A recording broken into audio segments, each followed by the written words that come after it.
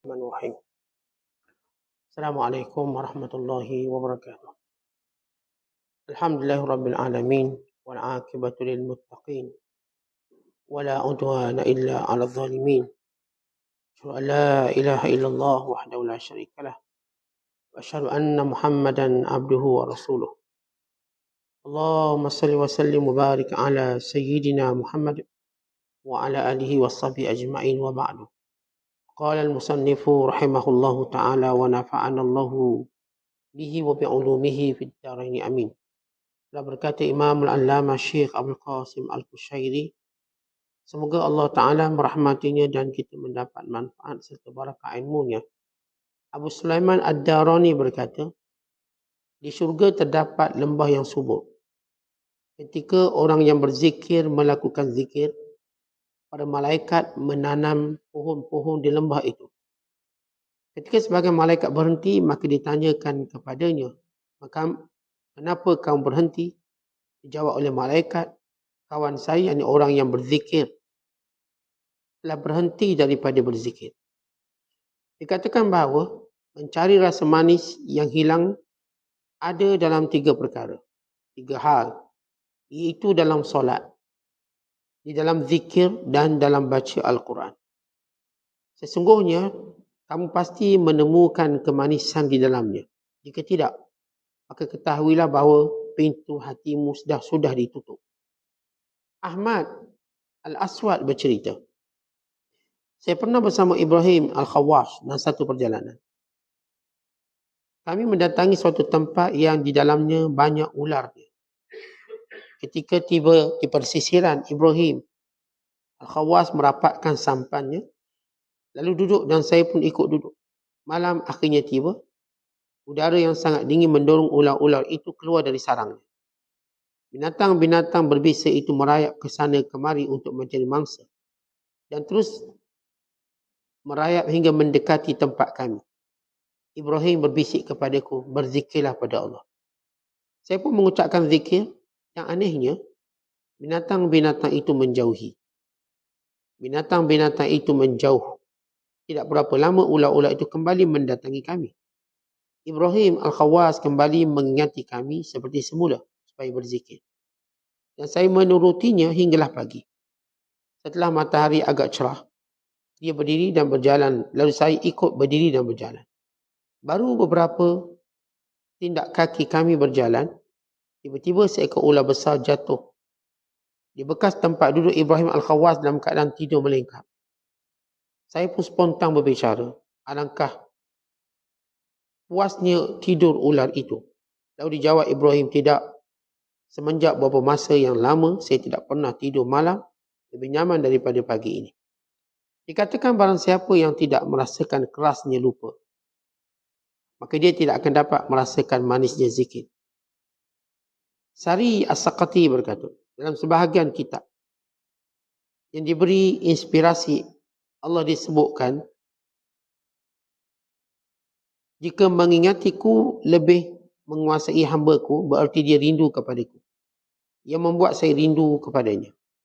Sari mengatakan, Allah mewahyukan pada Daud AS, bersamaku bergembiralah dan dengan mengingatiku bersenang-senanglah. Muslimin dan muslimat dan penonton yang dirahmati Allah sekalian, masih lagi bicara kita tentang kelebihan keutamaan anjuran untuk berzikir kepada Allah SWT. Dikatakan bahawa sekiranya dia buka hijab pada hari akhirat kelak dan dipertontonkan amalan-amalan yang diberikan pahala dan ganjaran, maka didapati pahala yang paling besar pada zikir kepada Allah. Lalu manusia mula merasakan rugi di waktu-waktu yang berlalu tanpa mereka mengingati Allah SWT. Di dalam syurga ada satu tempat yang dikenali sebagai Qi'an. Qi'an, satu lembah subur dalam syurga yang akan menjadi perbezaan antara ahli-ahli syurga. Syurga satu tempat nikmat yang Allah sediakan kepada orang beriman. Yang Allah sediakan pada hamba-hambanya yang soleh. Yang Allah sediakan pada hamba-hamba yang taat dan patuh. Namun syurga ini dia ada darjat yang berbeza. Mengikut amalan mengikut ketaatan, mengikut keikhlasan, dan mengikut kebersamaan seorang hamba kepada Allah Ta'ala. Maka di antara perbezaan dapat dilihat ialah satu kawasan dalam syurga namanya Qi'an. Qi'an bahasa mudah, satu lembah subur. Satu lembah yang amat subur. Lembah ini akan membezakan antara ahli syurga yang pertama dan kedua dan seterusnya. Maka di lembah ini ada malaikat yang bekerja. Kerja malaikat ini ialah menanam pokok yang akan menambahkan keceriaan, keindahan syurga. Pokok ini bukan sebarang pokok. Ia disebut dalam hadis sebagai pokok kurma. Ghurisat lahu nakhlatun, pokok kurma. Kenapa malaikat ditugaskan menanam pokok kurma? Pokok yang paling banyak manfaatnya dan mana-mana pokok atas dunia. Jadi kalau kita tengok pokok atas dunia ini, kebanyakan manfaat pada buahnya. Kebanyakan. Maka orang menunggu buahnya sahaja. Adapun kurma, manfaatnya daripada akar sampailah kepada setiap juzuk pohon kurma. Dan semua hal. Ini keistimewaan. Dan kita tahu, tabiat pokok kurma ditanam juga berbeza dengan pokok-pokok yang lain. Dan bagaimana dia boleh tumbuh di kawasan yang kering, sedangkan dia pokok yang, kebanyakan pokok memerlukan air yang banyak. Tapi tidak kurma. Kerana manfaat yang banyak. Maka Allah Ta'ala gambarkan dalam hadis disebut, man qala subhanallah wa bihamdihi ghurisat lahu nakhlatun fil jannah. Siapa yang mengucapkan subhanallah wa bihamdihi, maha suci Allah dengan segala pujiannya, maka akan ditanam baginya pohon dalam syurga. Kalau dibaca banyak kali, ditanam. Siapa yang menanam pohon ini? Malaikat. Kerana zikir yang agung ini tidak berhak ditanam melainkan makhluk yang paling agung. Tetapi sekiranya hamba ni berhenti daripada berzikir, lalu malaikat juga berhenti menanam pokok. Kalau ditanya kepada malaikat, kenapa berhenti? Kerana empunya zikir itu juga sudah berhenti. Bila kita mengetahui bahawa dalam syurga satu tempat disediakan dan dibezakan kita dengan banyak berzikir pada Allah, tidakkah kita mahu perbezaan ini? Kita hidup di dunia, kita suka perbezaan yang akan mengangkat darjat kita. Sebab itu kita nak beli kereta lain pada orang lain. Kalau kereta sama pun kita solat lain pada lain. Kita suka pakai baju lain pada lain. Untuk nampak keistimewaan kita. Iaitu tidak salah. Kalau itu urusan dunia kita nak begitu. Lain pada lain supaya nampak istimewa. Rumah sama, beli rumah teres 20, 70 harga sama. Tapi kita renovate lain. Kita renovate ala-ala Minangkabau sikit. Ini renovate ala-ala Nusantara sikit. Yang ni renovate rumah dia ala-ala English sikit. Ini renovate rumah dia ala-ala rumah orang asli sikit. Kerana apa? Biar lain. Kenapa? Nampak istimewa. Nampak istimewa. Kita datang ke masjid pun dengan pakaian yang kita cuba biar pakaian itu berlainan. Biar nampak istimewa. Biar nampak jati diri kita, keaslian kita dan sebagainya. Sebab itu di antara barang yang paling laku di dunia ini pakaian-pakaian. Nampak sesuatu yang berlainan. Dalam syurga. Kalau itu urusan dunia, kelainan kita tak beri apa-apa pun kredit kepada kita.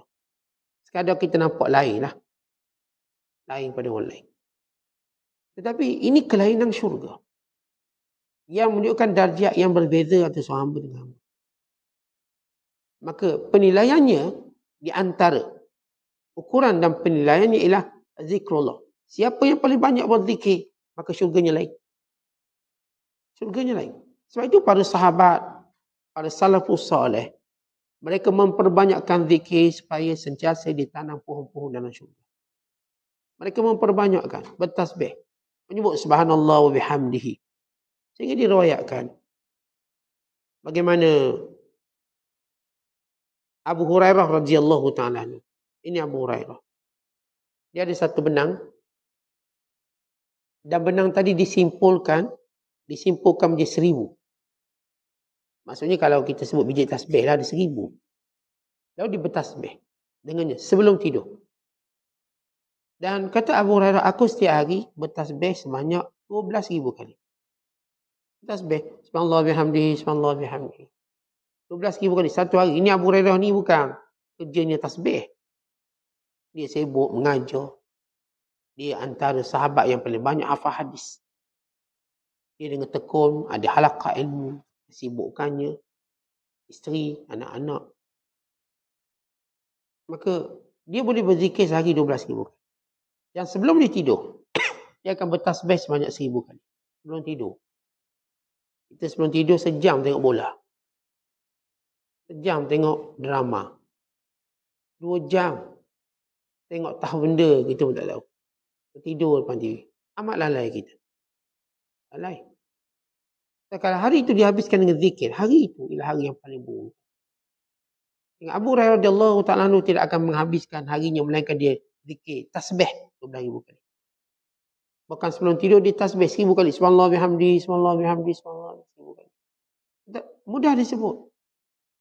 Kan tidak ada amalan yang paling mudah dibuat oleh seorang hamba melainkan zikir. Kita sebut. Zikir paling mudah. Sebab dia gerakkan lidah je. Bukan suruh angkat berat. Ni benda kerja susah orang sanggup pergi angkat gym. Dalam gym tu tingkat 4 jalan kaki. Ni orang sanggup berzumba, berzombie. Naik tingkat 4 berzumba. Berpeluh. Bukan sangat 2 jam. Apa benda dapat? Oh, turun lemak sikit. Sampai bawah makan si lemak 3 pinggang. Tambah lemak balik. Dan kita banyak buat benda-benda yang untungnya tak seberapa, rugi banyak. Umpama pepatah Melayu kata, nak untung secupak, rugi segantang.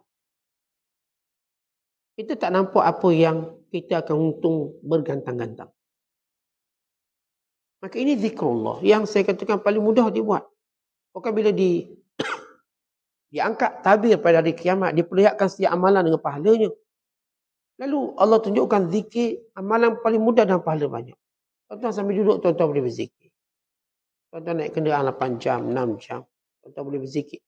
Kalau tak zikir banyak pun boleh 100 kali, okey lah tu. Kalau tak boleh zikir, tak boleh zikir 2-3 jam. Penuh 2-3 jam boleh. Maka paling kuat sebutlah subhanallah bihamdihi, boleh 100 kali. Ditanam pohon 100 batang kurma. Hari ni saya nak tanam 100 batang kurma dalam syurga. Subhanallah bihamdihi. Subhanallah bihamdihi. Bahkan disebut dalam hadis yang dikeluarkan oleh Bukhari dan Muslim.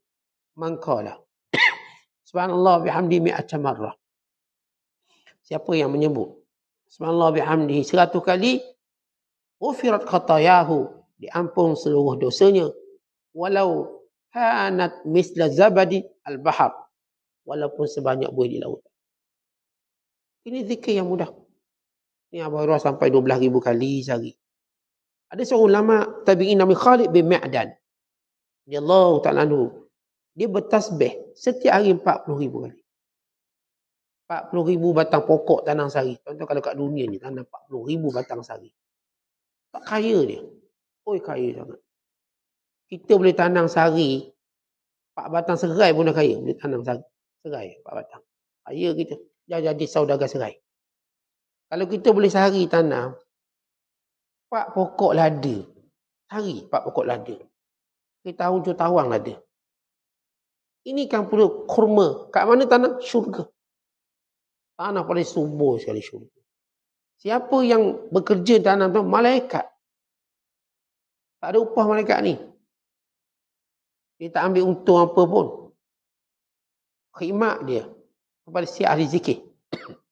Percuma. Dia tak ambil dia separuh. Tak ada. Percuma. Sampai Khalid bin Ma'dan setiap hari. Ini belum cerita. Belum campur baca Quran. Quran. Zikir saja 40,000 kali. Setiap hari, kulla yaum. Contoh kita kalau boleh zikir 5,000 sekali seminggu, comel dah tu. Hari seminggu, ada satu hari saya nak zikir 1,000 kali. Cantik. Bagus. Ada dalam seminggu tu biasa satu hari saya zikir banyak sikit. Hari biasa 100 kali. Lepas kuliah subuh, lepas solat duha, duduk zikir sekejap.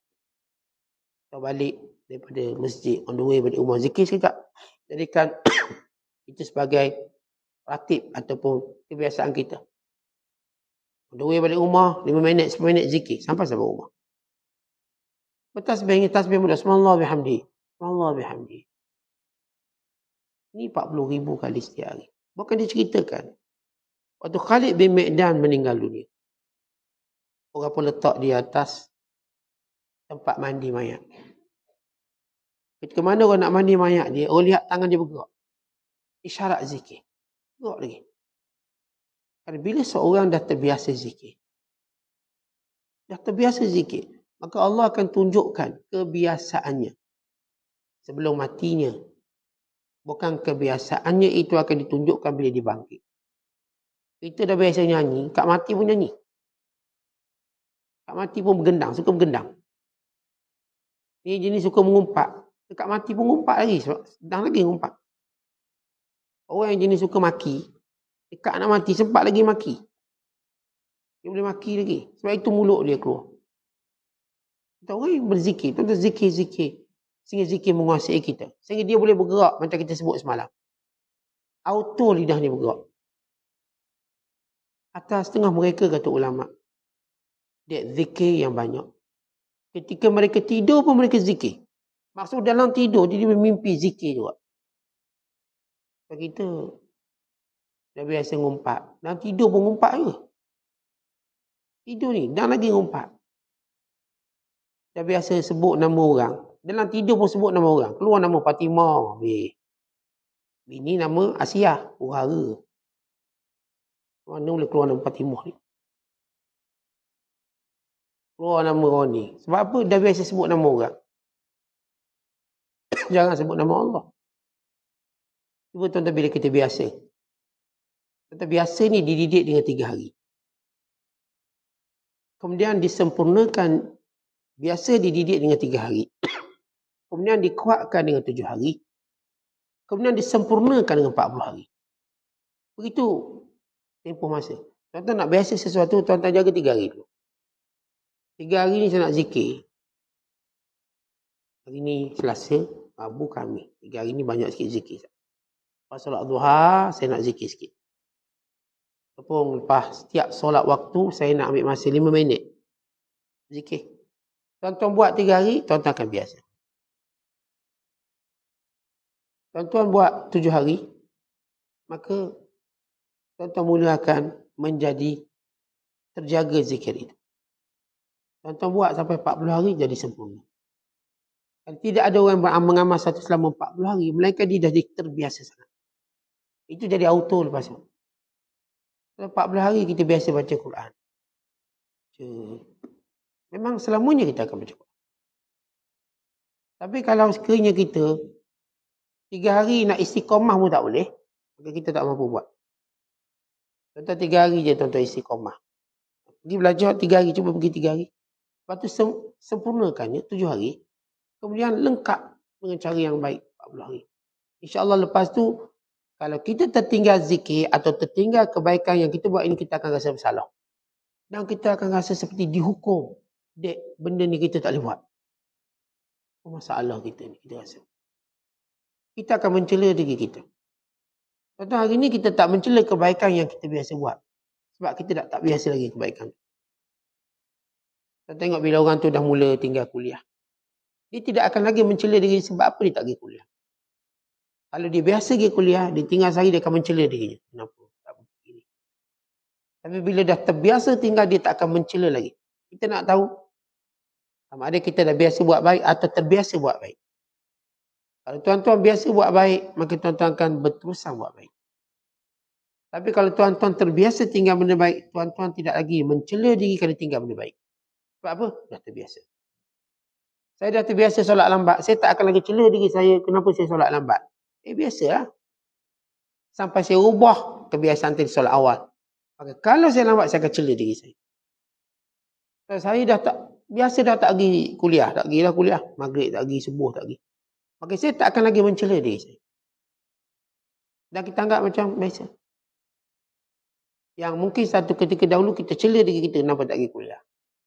Dan kita terasa kalau orang tegur kita. Lama tak nampak kuliah. Kita akan sampai satu waktu bila terlalu kerap tinggal. Orang cakap gajah rimau pun kita tak rasa apa dah. Kenapa? Kebiasaan itu sudah hilang. Itulah saat-saat hukuman Allah Ta'ala mula kena pada kita. Kan orang baik tahu, di antara hukuman Allah padanya ialah menutup pintu hatinya untuk buat baik lagi. Itulah hukuman. Setengah orang awal dia ingat hukuman tu tunggu balik dari langit, panah peti, hukuman. Tak. Bila seorang pernah berjinak dekat dengan Allah, hukumannya ialah dia tak lagi diizinkan ingat Allah. Itu hukuman. Maka dia hentikan. Dan paling parah bila kita rasa benda ni dah biasa dah. Tak ada apa, biarlah. Saya tak rasa rugi apa. Bila sudah hilang penilaian rugi atas kebaikan yang Allah sebut. Maka tiada lagi kebaikan yang mampu dibuat. Tiada lagi kekuatan yang mampu dijaga. Maka bermulalah saat-saat penurunan dia. Sedikit demi sedikit. Saat jauh je, saat tergelincirnya. Melainkan dengan rahmat Allah. Allah kembalikan dia. Kalau tanpa rahmat Allah, secara sunatullah, maka dia akan jauh. Tapi dengan rahmat Allah, tidak ada apa pun yang mustahil. Allah boleh ambil balik, muliakan semula, sebagaimana Allah kehendaki. Walaupun begitu, tuan-tuan kita akan menilai kebaikan kita buat. Kalau kita biasa buat baik, hatta dekat mati kebaikan tu akan terselah keluar. Akan keluar. Ini sebagaimana Khalid bin Mi'dan. Mati dah tangan dia masih bergerak. Saya baca kisah almarhum Syekh Abdul Fattah bin Ghuddah. Bila mana dia meninggal dunia, orang nak mandikan jenazah, orang melihat lidahnya melekat di langitnya. Dia akan dia berzikir. La ilaha illallah. Dekat. Nampak lidah dia. Lidah dia tak turun bawah. Dia menaik ke atas. Tanda dia berterusan zikir. Dan beliau ketika mana sakit tenat, datang anak perempuan ziarah dia. Dan anak perempuan yang depan dia minum tangan kiri. Dia pun angkat tangan dia. Walau dia tak boleh cakap. Angkat tangan. Beri isyarat tegur, jangan minum tangan kiri. Anak perempuan sedar. Dia pun cepat minum kanan. Sebab dia biasa buat amal ma'ruf nahi munkar. Atas tengah macam itu pun tuan-tuan. Dia nampak minum tangan kiri. Dia boleh tegur lagi. Ini kehebatan. Orang yang dah terbiasa buat baik. Sebab itu bila kita membiasakan zikir, maka itulah kesan dalam kehidupan kita. Kalau kita sebut tadi dalam syurga ada qi'an, tanah subur, malaikat yang bersedia menanam pohon-pohon zikir kita. Yang paling utama ialah zikir subhanallah bihamdih. Di atas kelebihan ini. Kali itu, kita ramai malaikat, ramai para ulama memperbanyakkan tasbih seumpama ini. Bukan sekadar zikir ini. Mana-mana zikir. Bukan biarlah tuan-tuan kita, kalau kita lihat kalimah yang keluar kat mulut kita ni macam-macam jenis. Ngumpat ada, maki ada, marah ada, sembang kosong ada. Apa benda keluar belaka. Tuan-tuan sekalian, kalaupun yang tu keluar, biarlah tak banyak sangat. Tapi biar banyak keluar, 9 perkara biar banyak keluar daripada mulut kita. Kata Ar-Rabi' bin Khaitham, anak murid kepada Abdullah bin Mas'ud. Tabi'in yang masyhur. Yang disebut oleh Abdullah bin Mas'ud. Kalau Rasulullah hidup tengok kamu nasihat Nabi gembira. Kerana ada orang tabi'in yang wataknya seperti sahabat. Serupa.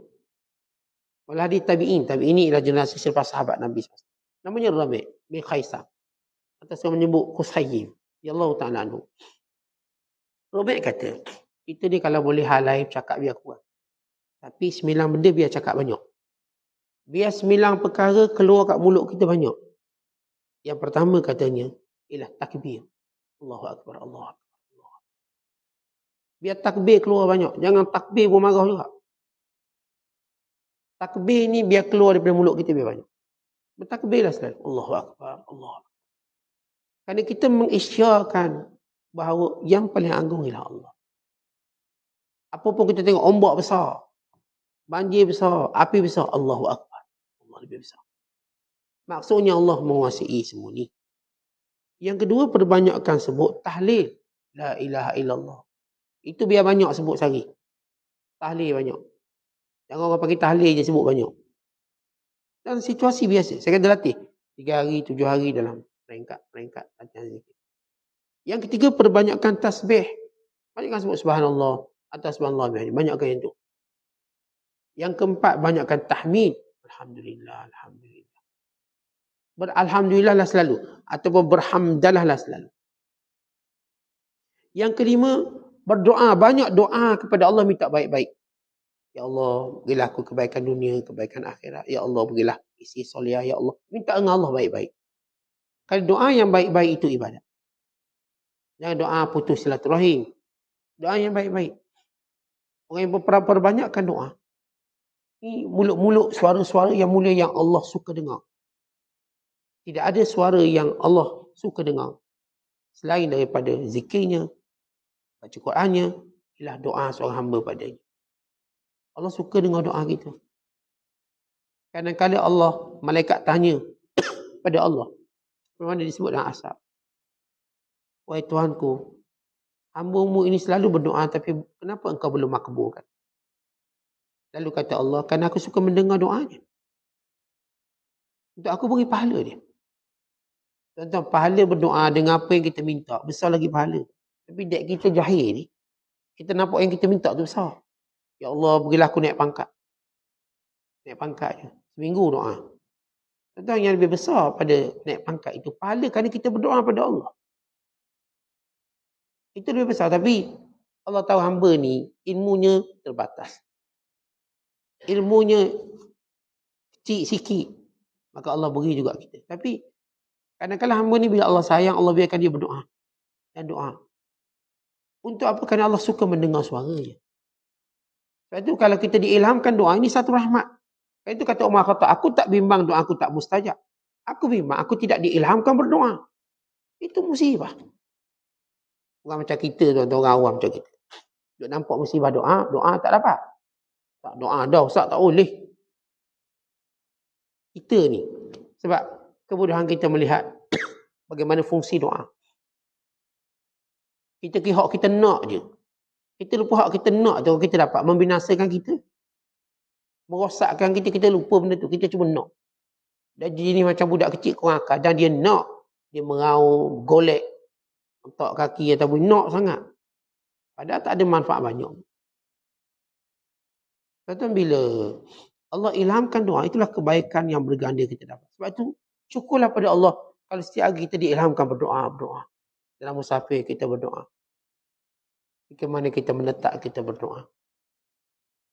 Ke mana kita ada je masalah kita berdoa pada Allah. Syukur. Kan ini kalimah baik. Kalimah yang ditimbang dan akan berat. Akhirat kelak. Kan kita dah sebut. Para Nabi, di sebalik kesempurnaan Allah ciptakan pada mereka, mereka tak pernah tinggal doa. Tak pernah. Walaupun para Nabi tak berhajat dengan dunia, mereka tetap berdoa. Kerana mereka melihat nilai doa. Hajat-hajat tu cuma alat untuk berdoa. Yang kita nampak doanya. Doa. Macam kita pergi jamuan kenduri lah. Kita bukan nak makan sangat, nak jumpa orangnya. Orang rumah ni, lama tak jumpa. Kenduri ni kita tak pandang sangat. Kalau kita dah tahu nilai ukhuwahnya. Dan seterusnya, antara 9 perkataan yang perlu kita sebut. Yang keenam ialah sentiasa berlindung kepada Allah daripada keburukan. Tadi kita minta. Ni berlindung, ya Allah, aku berlindung kepadamu daripada kemalasan. Ya Allah, aku berlindung kepadamu daripada jiwa yang jahat. Aku berlindung dengan Allah. Kita yang minta perlindungan dengan jin. Jangan minta perlindungan daripada hantu. Minta perlindungan pada Allah. Nampak je syaitan. A'udzubillahi minasyaitanirrajim. Tuan-tuan nampak je sakit, ada penyakit. Kita pun nak berlindung, ya Allah, aku berlindung padamu daripada penyakit ini. Kita nampak je ni anak-anak nakal. Teruk. Ya Allah, aku berlindung kepadamu daripada penyakit nakal ni. Pergi pada anak-anak aku. Sentiasa minta lindung daripada Allah. Allah suka. Allah suka kalau kita sentiasa minta perlindungan. Kita nampak je benda tak elok. Tengok aksiden tengah jalan. Ya Allah, aku berlindung padamu daripada aksiden seumpama ini. Kita nampak je kereta rosak tengah jalan. Ya Allah, aku berlindung padamu daripada kerosakan kereta tengah jalan. Tahu susah. Kalau kereta rosak tengah jalan. Panjang cerita dia. Kita pun tahu cerita dia. Lalu kita pun berdoa, ya Allah, mudah-mudahan sepanjang perjalanan Allah lindungi saya daripada segala kerosakan. Makanya Allah lindungi kita, alhamdulillah, sepanjang jalan kita. Ayah tak pernah pancit. Sebenarnya kalau pancit pun dipancit kat kedai saya. Dipancit kat rumah. Sepanjang perjalanan, alhamdulillah. Tak pernah rosak enjin sepanjang perjalanan. Allah selamatkan. Sebab kita selalu berlindung pada Allah. Kita tengok penyakit-penyakit kawan kita, tengok Dia penyakit dia, kalau kuliah dia tidur. Ya Allah, aku berlindung penyakit dia. Tak kuliah tidur. Tak dengkur lagi. Bukan tempat saya lah, cerita kalau kita tengok. Ya Allah, aku berlindunglah daripada berdengkur, tempat tidur, buat malu untuk guru. Minta perlindungan pada Allah. Sebab kita ni tak kuat. Maka sentiasa berlindung pada Allah. Tengok orang berniaga rugi. Ya Allah, aku berlindung kepadamu daripada kerugian bila berniaga. Takut. Orang semua start berniaga ni. Kita pun start berniaga. Tengok cerita ni rugi, ni bankrupt. Dan dengan siapa kita nak berlindung? Dengan Allah. Ya Allah, aku berlindung padamu daripada kerugian dalam perniagaan. Ataupun kita tengok orang-orang yang baik, bagus, tiba hilang istiqamahnya. Kita ya Allah, aku berlindung padamu daripada hati yang sentiasa lemah, daripada tidak istiqamah dalam kebaikan. Kita bimbang. Kita tak kata dia, kita bimbang berlaku pada kita. Pada waktu tuan-tuan melihat seorang dia kena musibah, tuan-tuan yang kata dia tak baik, nanti berpindah kat kita. Allah tengok, kan teruk dia tu. Jangan. Tapi kita takut berlaku pada kita. Kita simpati pada dia. Moga-moga Allah beri balik kebaikan pada dia. Sembuhan, untung, kebaikan keluarga. Sebab kita tak boleh doa yang buruk-buruk untuk kawan-kawan kita, untuk orang beriman. Tak boleh. Padang muka dia. Kita tak akan kata padang muka. Sebab Nabi dah sebut, Nabi ingatkan kepada kita. La tudhiri asyamatata li akhika. Jangan kamu bergembira dengan musibah menipu saudaramu. Kerana Allah mungkin menyembuhkan dia dan menguji kamu pula. Dan jangan gembira musibah kawan kita. Dia kena kita simpati. Kita doa mudah-mudahan Allah sembuhkan penyakit dia. Mudah-mudahan Allah jadikan perniagaan dia untung. Kita tak padang rugi dalam muka. Sebab kita tu mudah-mudahan Allah beri dia keuntungan.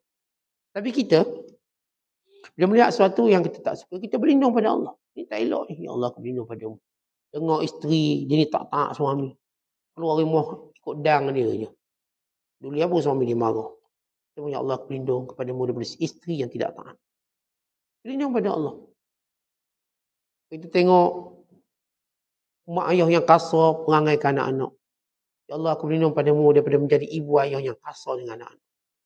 Tuan-tuan tengok je benda-benda buruk, tuan-tuan tak nak doa pada Allah. Berlindunglah. Tapi kita kena ingat, bukan kita nak marah maki dia orang tu. Tapi kita nak Allah selamatkan kita. Bukan disebut dalam hadis. Di mana kita ziarah orang sakit. Kita berkata, Alhamdulillahilladzi afani mimma btalahu. Ya puji bagi Allah yang memberi afiat padaku dengan apa yang menimpanya. Siapa yang mengucapkan doa ini, melainkan Allah Ta'ala akan mengafiatkan dia daripada penyakit itu. Tak kena kat dia. Kita tengok orang kanser. Tengok orang kecil manis sampai potong kaki. Ya Allah, aku berlindung padamu daripada penyakit. Sampai kena potong kaki. Dan ini Allah suka. Kenapa kita, setiap kali kita menzahirkan lemah kita pada Allah, Allah suka. Jangan tunjuk ego depan Allah. Dan antara tunjuk ego ialah, tak apa, dia tu tak makan yang tak sihat tu. Tengok saya makan sihat. Sebab dia suka makan jajang-jajang, makan ting-ting, makan Maggi-Maggi, makan begitu. Itu kena. Kita ingat sebab tu dia boleh kena penyakit. Apakah kita rasa dengan sebab tu dia kena penyakit? Kita tanya orang kena sakit tu. Kena kanser. Awak ada makan Maggi mami? Tak ada. Awak ada makan benda great-great? Tak ada. Tapi Allah nak uji saya. Tak ada benda-benda macam tu. Jadi tuan-tuan, bila kita tengok orang kena, jangan mencemuh dia. Jangan mengherdik dia. Tengok dia sakit. Itulah tak pernah jogging. Orang jogging sikit. Hiking tak pernah. Jogging tak pernah. Sibuk eating je. Itu penyakit tu. Katanya kata korang. Kita tengah-tengah jogging, jatuh lubang. Patah kaki. Itulah. Orang suruh eating, awak pergi jogging. Dah patah kaki pula. Kena langgar di lori. Jogging punya pasal. Itulah jogging. Tengok kita orang makan. Mana dia kena langgar di lori? Awak jogging langgar lori. Kalau kita duk berbalas macam tu, dia tak memberi apa pun kebaikan. Saya katakan bahawa, kalau tengok musibah menipu orang, kita simpati. Kita doa moga Allah pelihara dia, sembuhkan dia. Tapi masa sama kita berlindung, ya Allah, aku berlindung padamu daripada apa yang mengenai dia. Saya kata ada orang diuji dengan pasangan tak baik. Wahara rumah tangga dia. Kita pun doa, ya Allah, jangan kau uji aku dengan pasangan yang tak baik. Aku tak mampu, ya Allah. Jadikan pasanganku pasangan yang baik-baik. Kita tengok orang diuji dengan kerabat-kerabat yang tak baik. Oh, dia boleh dapat adik-beradik. Semua jenis kalau dalam grup tu ngotok habis. Bully. Saya dengarlah cerita dia cerita, Ustaz, adik-beradik saya begini-begini. Apa saya terpaksa left group. Yang saya terpaksa gitu begini. Saya tak berani pergi rumah dia, Ustaz. Kalau pergi rumah dia, dia ngompak, dia maki gitu. Kata kita pun dengar, apa kita kata? Ya Allah, aku berlindung padamu daripada keluarga seumpama ini. Tapi kita beri nasihat lah pada dia. Sabarlah. Ujian awak. Setiap orang ada ujian. Maka, minta perlindungan kepada Allah suka. Dan di antaranya ialah amar ma'ruf. Biar perkataan keluar mulut kita ni amar ma'ruf. Suruh benda baik-baik. Jumpa isteri, suruh benda baik. Jumpa anak-anak, suruh baik. Jumpa kawan-kawan, suruh benda baik. Benda-benda yang baik. Cadanglah cadangan yang baik. Jangan cadang-cadang benda tak baik. Ini amar ma'ruf. Jangan cadang pula nak elak zina, kita buka rumah pelacuran. Dia orang pun tak nak elak daripada rogol, semua marang, buka rumah pelacuran. Kata ini cadangan tak baik. Tak bila pula kita nak larang kemungkaran dengan buat satu kemungkaran. Kita tambah kemungkaran, kita tidak mengurangkan, kita menambah. Oh, oleh kerana ramai orang judi, jadi kita buka je pusat judi. Supaya apa? Kita dapat kawal judi-judi buah. Tak, judi ni ada, judi ni pun buat. Tetapi itu bukan solusi hijab. Dan itu kebodohan dalam agama dan syariat. Dan kebodohan dalam membaca zaman. Sejak bila kalau orang kata, tuan-tuan cerita Ustaz, bila negara tu ada pusat pelacuran, kadar rogonya rendah. Siapa kata kadar rogo rendah? Negara yang ada pelacuran seperti Jerman, secara resmi, yang pelacurnya semua ada EPF. Lepas tu ada waktu kerja dan dapat cuti. Dianggap pekerja profesional pelacuran. Apakah bermakna pelacuran luaran tidak berlaku? Apakah rogo tak berlaku? Apakah ia berlaku sebagaimana biasa? Kerana kemungkaran tidak boleh dihentikan dengan kemungkaran. Tidak boleh dihentikan kemungkaran. Contoh rumah dah terbakar, naik alam api kita mau bakar lagi. Kita menambahkan kerosakan. Dia kalau dia orang Islam, dia tak akan bercakap macam tu. Mereka dijahil. Kalau dia orang kafir, dia bodoh membaca situasi. Kerana saya katakan mewujudkan rumah pelacuran tak akan mengurangkan penzinaan di luar, rogo di luar dan segala kemungkaran lain. Itu tak berlaku.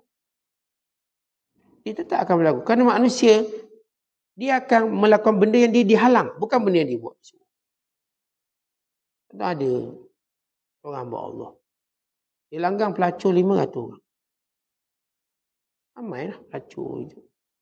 Dia tetap ada cenderung untuk merogok orang lain. Kalau dia boleh bayar, tak? Rogok. Kenapa? Begitu nafsu. Nafsu ni dia suka buat benda yang dihalang. Benda yang haram sebagai ujian. Kalau dibuka ni pintu-pintu, awak boleh bebas. Apakah tidak akan ada berlaku rogol? Akan tetap berlaku. Sebab itu bila kita nak cakaplah benda baik-baik. Nak cadanglah benda baik-baik. Jangan cadang benda yang kita pun tak faham benda kita cadang. Hanya secara logik sebelah mata. Bukan secara mendalam. Dan antara perkataan yang banyak yang perlu kita sebut ialah nahyuka anil munkar. Yang ke-8 ini, cegah munkar. Nampak je orang munkar, cegah. Ini perkataan yang biar banyak keluar daripada mulut. Nampak je anak-anak buat kemungkar, pasangan buat benda munkar, tegur. Awak ni tutup aurat tak sempurna ni, nampak rambut. Buat pakai-pakai yang ketat. Inilah tudung nampak leher. Tak boleh pakai tudung macam ni. Jangan jarang pakai kain sampai nampak leher. Tegur. Kita tak diajar untuk belasah orang yang buat munkar, tapi tegurlah dia. Isteri kita ke, anak kita. Memang kita kena sabar dan menegur mereka. Sebab Islam tak ajar kita. Oh, kenapa pakai tudung ni? Ayah nak bakar semua tudung ni. Ayah ganti dengan tudung yang ni. Pakai kain gebor dari sini. Ya, nampak. Halang tu. Kita tak diajar kasar macam tu. Sebab dakwah Islam berdiri dengan kebijaksanaan. Dan kita mencegah kemungkaran kena bijaksana. Biar sabar dalam menegur. Anak-anak kita tak semayang, kita pun sembang muka atas siming. Itu bukan caranya. Sabar. Dalam menyuruh tu sabar. Tak ada anak-anak ada tahap kita boleh pukul, ada tahap kita tak boleh pukul dia. Tapi kita kena sabar bercakap. Umur 10 tahun boleh pukul lah. Para ulama' menyebut, bila seorang nak pukul anak dia sebab tak semayang pada usia 10 tahun. Berdasarkan hadis Nabi SAW. Muru auladakum bis-salah wa hum abna'u sab'in wadribuhum 'alaiha wa hum abna'u 'ashrin. Suruh anak kamu sembahyang pada usianya 7 tahun dan pukul pada usia 10 tahun. Kerana 10 tahun waktu di mana orang tu, budak tu dia dah kuat badan dia. Kuat badan. Dia dah gagah, tulang dia dah kuat. Kata budak masa permulaan tulang dia banyak. Kerana kebanyakan tulangnya tak kuat untuk saling support. Bila kita makin besar tulang kita makin sedikit. Mula kita lahir tulang kita mungkin ada 300 lebih. Bila budak tu besar dia akan jadi 200 lebih, kurang. Kerana tulang yang ada mula kuat. Dia tak boleh lagi tulang banyak. Ini sifat kita. Saya biologinya. Budak ni bila umur 10 tahun. Dia boleh dah terima rotan. Tapi bukan rotan kita sebab angkat ketiak. Dia juga tidak mampu 10 tahun. Dan ulama' bagi syarat. Pertama, tidak mencederakan.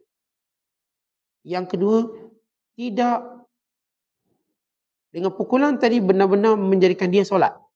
Kalau kita pukul dia tetap tak solat, maka tak boleh pukul lagi. Kenapa? Kita akan mula menzalimi dia. Kata pukul ni nak datangkan rasa takut. Kalau dia dah tak takut rotan, tuan-tuan dah tak dipukul. Kenapa? Dia tak beri manfaat, melainkan mudarat. Akhirnya kita pukul dia sampai mati. Dah cerita lain pula. Tapi nasihat ini. Dia datang rumah kita. Anak kita walaupun sampai besar kahwin, tak semayang kita ingatkan. Bang, semayang bang. Datang rumah abah paling kau malulah kan anak ni semayang lah. Semua orang semayang, abang tak semayang. Cuba abang fikir. Kita sentiasa cakap dengan dia. Sampai lama-kelamaan terbuka hati dia nak solat. Taklah kita pukul dia, belasah dia, maki dia. Tetap kita sebut dengan nasihat. Dengan larangan yang Allah Ta'ala ajar pada kita. Dan akhir sekali ialah, iaitu kita banyakkan baca Quran. Ini 9 benda yang mulut kita sebut. Apa dia? Yang kita sebut ni, takbir, tahlil, tasbih, tahmid. Bab zikir dia ada 4 di situ. Bentuk-bentuk zikir. Wa imma takbir, wa imma tahlil, wa imma tasbih, wa imma tahmid. Kan ini zikir yang agung. Subhanallah, alhamdulillah, wa la ilaha illallah, wallahu akbar. Dia 4 gabungan yang hebat. Subhanallah, alhamdulillah, wa la ilaha illallah, wallahu akbar. Bila kita sempurna gabungan ini, biar mulut tu sebut banyak benda tu. Di mulut kita tuan-tuan, biar biasa sebut. Sehinggalah dalam syurga banyak tanaman-tanaman zikir kita. Banyak tanaman-tanaman zikir. Ya Allah dah sediakan dalam syurga tempatnya. Maka rugilah kita tempat sesubur ini dan peluang seluas ini yang kita ada. Lalu kita tak memanfaatkannya. Melainkan kita orang rugi. Dan orang yang melepaskan peluang paling mudah. Kita dah sebut tadi asal. Oh, akhirat kelak manusia tengok Allah senangnya zikir. Kenapa aku tak buat dulu? Senang dapat pahala. Tuan-tuan sambil basuh pinggang boleh berzikir. Daripada kita membebel tak tahu hala. Sambil kita kayu bersikap boleh berzikir. Sambil kita raih, kita boleh berzikir. Ruang tu banyak. Bukanlah maksud kita kena zikir 40,000. Masing-masing kadar. Paling kurang kita ingat. Mulakan dengan 10 kali dulu. Mulakan dengan 100 kali. Mulakan dengan jumlah yang kita boleh istiqamah. Yang saya dah sebut latihan kita 3, 7, sehingga 40 hari. Tuan-tuan buat dia automatik. Dia ceritakan bahawa nak cari manis pada 3 benda. Pertama, pada solat. Yang kedua, pada zikir. Yang ketiga, pada baca Quran. Kalau kita tak jumpa manis benda ni, tuan-tuan, bererti hati kita dah tertutup. Berat ni. Kalau saya tak rasa kemanisan dalam solat, tak rasa kemanisan dalam baca Quran, tak rasa kemanisan dalam zikir, maka bimbanglah hati kita dalam proses untuk ditutup. Itu tuan-tuan jaga solat betul-betul. Jaga zikir. Sebab kita nak manis ni bukan benda tu, oh kita sebut sekarang, terus manis. Bukan. Ini satu proses. Tuan-tuan jaga betul-betul solat fardu. Dan waktu kita ada semangat sikit, mula tambah solat sunat. Sebab kita dah sebut, diri kita ni, dia ada iqbal, dia ada idbar. Ada waktu mood bagus. Waktu tuan-tuan mood bagus, tambah solat sunat. Waktu tuan-tuan mood tak bagus, jaga solat wajib betul-betul.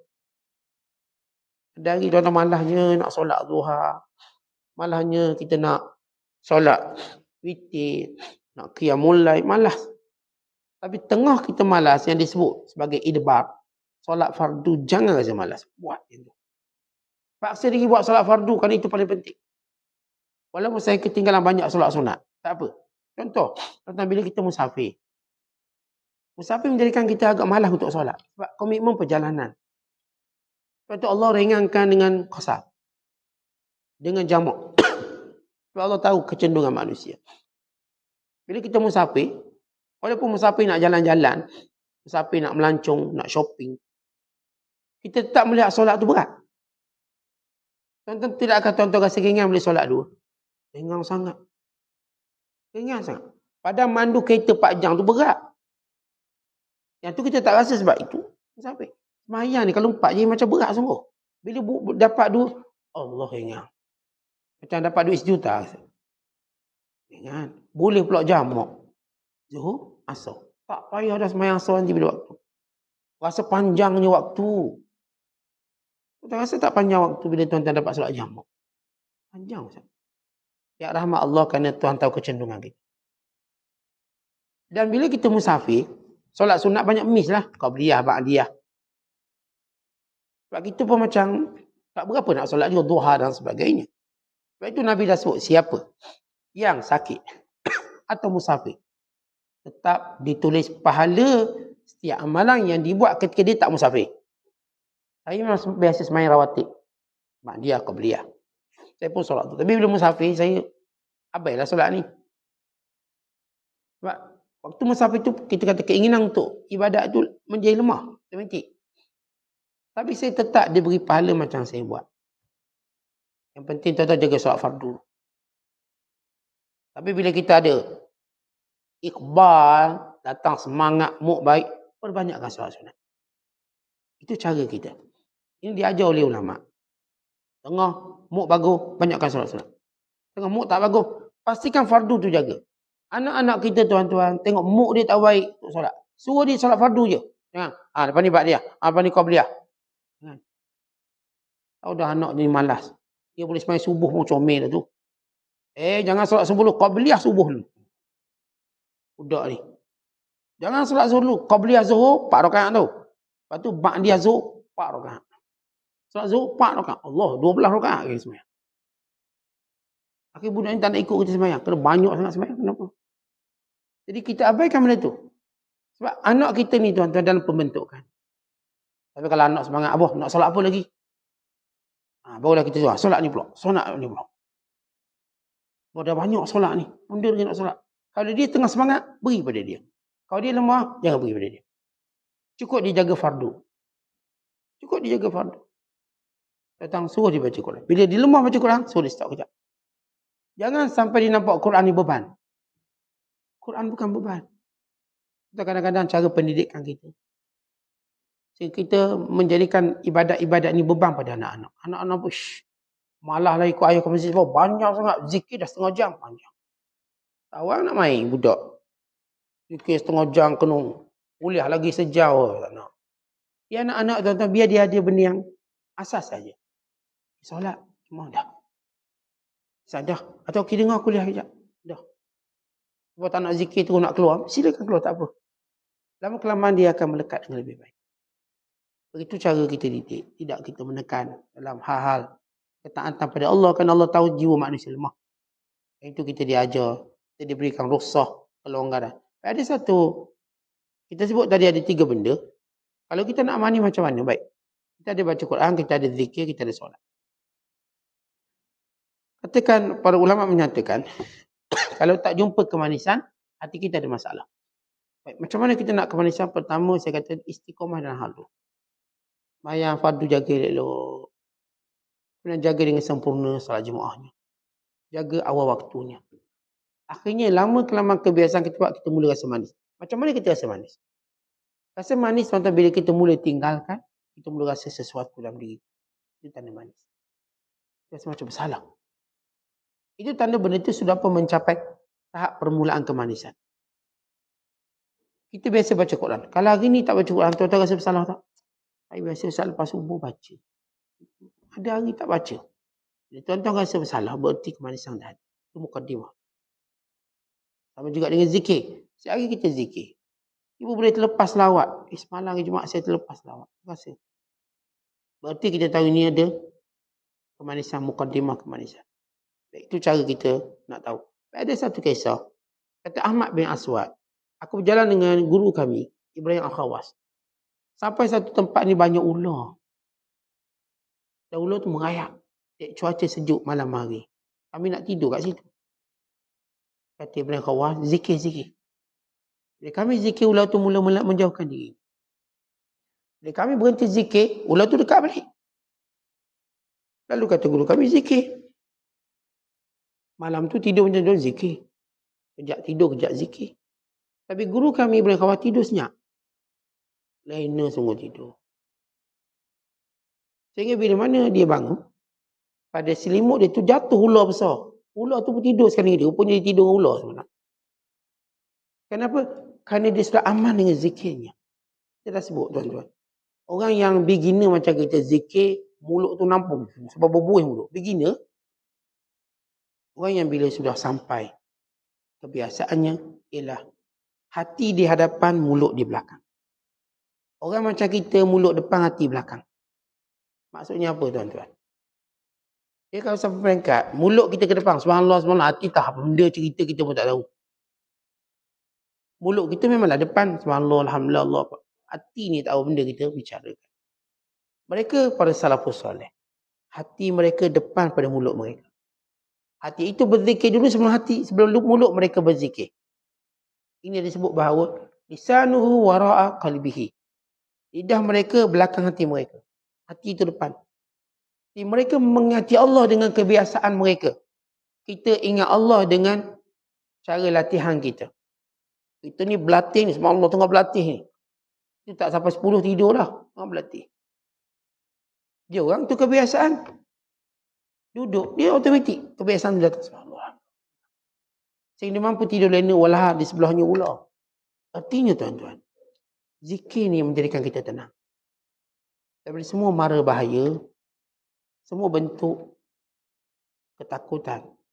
Saya katakan kita manusia ni, kita banyak ditimpa penyakit berfikir tentang ketakutan yang belum berlaku. Saya fikir, Ustaz nanti saya tua macam mana, pencing tak ada. Ustaz nanti Ustaz kalau husband saya mati dulu, macam mana saya Ustaz? Sebab saya ni tak ada lesen kereta. Saya ni memang bergantung pada husband. Ustaz kalau wife mati dulu macam mana Ustaz? Susah ni kalau bini saya mati dulu. Susahlah hidup saya, siapa nak masak untuk saya? Siapa. Kita duk fikir benda tu. Tahu-tahu dua-dua mati dulu. Tuan-tuan, saya kebimbangan akan apa yang berlaku, itu fitrah kita manusia. Sebab tu Allah suruh kita banyakkan zikir. Saya tengok anak pun saya bimbang. Ni anak saya nak dia apa? Dan saya tengok masyarakat saya pun saya bimbang. Masyarakat ni kalau konsert, jangan. Kalau sebut kuliah agama lemah. Konsert pun bayar, jauh perjalanan. Anggap sesak-sesak. Semua ni jaga. Tak ada lagi orang pergi konsert tidur. Ada tuan-tuan tengok konsert tidur dalam konsert. Ruginya bayar 300, 900. Ni, prepare telefon siap-siap. Ambil gambar. Sungguh. Kita tengok bila bab agama nampak lemah. Sekali kempen, sekali semangat. Lepas tu lemah balik. Kita tengok benda ni. Ya, para ulama melihat benda mereka pun bimbang. Tapi kebimbangan itu tidak boleh menguasai diri kita zikir pada Allah. Dan Allah menyelamatkan umat ini. Allah memberikan kebaikan pada umat ini. Kita terus berzikir. Sebarang ketakutan kita, atasi dia dengan banyak berzikir pada Allah. Kalau ada orang dia tengok anak dia, Ustaz kalau saya mati anak saya siapa nak jaga? Bimbang dia. Tengok anak dia menangis. Kenapa? Bimbang siapa nak jaga anak dia kalau dia mati. Kita berzikir pada Allah. Itu urusan Allah. Sebab itu Allah suruh kita zikir supaya tenang hati kita daripada berfikir benda-benda yang tidak berlaku, belum berlaku, bahkan benda-benda tadi mungkin tidak pernah berlaku. Kebanyak zikir pada Allah. Kita tengok isteri kita banyak zikir. Walau ada kebimbangan bila melihat isteri kita. Ada kebimbangan bila melihat suami kita. Ada kebimbangan bila melihat anak-anak kita. Ada kebimbangan bila melihat bisnes kita. Bisnes hari ni okey, saya bimbang esok macam mana Ustaz? Habis untung, tapi takut orang kata ni bulan depan ekonomi boleh nak menurun ni. Takut ni. Berzikir. Awak duk fikir-fikir macam awak boleh buat apa? Sampai kita rosakkan hari kebahagiaan hari ni kerana fikir ketakutan esok. Kadang-kadang baru tengah suap makan. Sarapan. Nanti tengah hari nak makan apa? Sampai hilang selera makan pagi, duk fikir makan tengah hari. Dah sumbat lu makanan pagi tu. Barangkali makanan pagi itulah makanan tengah hari kita. Kenyang sampai tengah hari. Ni baru suap dia fikir. Nanti petang nak makan apa? Esok nak makan apa? Dia punya bimbang lain macam. Baru dapat kerja, dia bimbang pula. Habis nanti kalau kena pecat macam mana? Awak baru dapat kerja, dah fikir pecat. Awak kerja untuk dipecat ke apa? Dia baru kahwin. Nanti kalau suami saya cerai macam mana? Ya awak kan baru kahwin. Awak kan fikir cerai. Macam tu ketakutan awak. Teruk no. Kita anak kita kahwin pula. Tak kalau anak saya kahwin, nanti tak balik rumah. Tak jenguk saya. Suami dia ngejek jauh. Tak balik. Hilang dah anak seorang. Kenapa kita bimbang zikir? Dalam hidup ni tuan-tuan, kita dihantui dengan apa yang kita berfikir yang menakutkan kita yang tak ada faedah. Kadang-kadang benda tu lagi, kadang-kadang lagi sebulan, lagi 2 bulan, lagi 3 bulan. Kita dah fikir saya anak lelaki seorang. Ni kalau kahwin tinggalkan saya, habislah saya. Kahwin pula dengan perempuan jauh-jauh. Itu saya dah bagi syarat anak saya, kahwin sebelah rumah je. Syarat. Itu dia kahwin sebelah rumah tapi kerja luar negara. Sama juga. Memang kahwin sebelah rumah tapi kerja kat Canada. Habis. Hantul gitu. Tentang zikir pada Allah. Kayak anak yang kita bimbang ni, tak ada benda pun berlaku. Dia kahwin, dia rajin jenguk kita. Beranak pinak pula ramai. Besar keluarga kita. Dapat pula besang mertua yang bagus. Dengan besang-besang duduk rumah kita. Penuh rumah kita. Besang duduk rumah kita. Anak menantu duduk rumah kita, cucu dah meriah dah. Kita duduk bimbang seorang tu akan hilang. Rupanya Allah gantilah. Penuh ni. Dia bawa semua, sepupu-sepupu semua duduk rumah kita pula kesenang. Dan demikian. Kebimbangan merosakkan hidup kita. Sebab itu Allah hadiahkan kita zikir. Allah beri kita benteng zikir. Maka kebimbangan itu hilang. Hatta ular-ular yang melingkar. Ini takut, zikir. Tak akan berlaku pada kita menaikkan apa yang Allah tetapkan. Kita cari zikir yang sesuai. Hadirkan rasa takut. Hadirkan rasa harap. Hadirkan rasa pergantungan pada Allah. InsyaAllah Allah amankan kita semua. Daripada segala bahaya-bahaya yang kita takut berlaku pada diri kita, pada anak isteri kita. Kadang-kadang tuan-tuan kita tinggal rumah. Ni isteri, anak-anak. Masa saya seminggu tak ada. Ni outstation. Fikir anak isteri macam mana. Dengar ada perompak, penyamung masuk rumah, pecah rumah. Takut. Kita baca apa yang Nabi ajar. Astaudi'akumullah. Alladhi la tadhi'u wada'i'uhu. Aku tinggalkan kamu semua pada Allah. Yang tidak akan disisikan penjagaan Allah. Ada seorang, ni cerita betul. Dia duduk kat Jeddah. Dia bila musafir, dia pun baca doa. Aku titipkan ini semua harta bendaku pada Allah. Sebaik-baik penjaga. Tiba-tiba Jeddah dilanda banjir besar. Banjir tadi habis hanyut kereta. Habis hanyut kereta. Bilion rugi. Bila saya baca surat khabar tentang banjir di Jeddah. Marah ke Datuk Bandar Jeddah ni? Sistem longkang dia bla bla bla bla. Tapi yang ni dia cerita pengalaman dia. Dia tak fikirlah banjir ke apa. Dia cuma, ya Allah, aku tinggalkan seluruh harta bendaku padamu, ya Allah. Keluarga pada Allah. Dia bermusafir luar negara. And then dia balik. Alhamdulillah rumah dia tidak terjah. Kereta dia ada kat situ. Semua ada kat situ. Dan kadang Jeddah dilanda banjir. Dan sebab tu saya kata, kebimbangan kita. Saya bimbang. Nak tinggal orang-orang yang saya sayang. Kerana saya ada kewajiban tertentu. Serahkan pada Allah. Dengan cara pun nak tenang macam mana ni? Zikir. Kadang-kadang kita pergi haji dengan anak-anak kecil. Orang berbimbang. Anak kecil. Kita pergi haji. Kita berada dalam jaminan Allah. Doa pada Allah. Dan banyakkan berzikir. Moga Allah pelihara. Rupanya bila kita pergi haji. Keluarga kita lagi gembira. Seronok lah. Abang tak ada saya. Kita orang lagi seronok. Abang pergi haji lagi tahun depan. Dia pergi pula. Sebab Allah jaga dia. Allah jaga kita. Tak ada benda pun dia rasa hilang. Sebab itu ajar isteri kita zikir.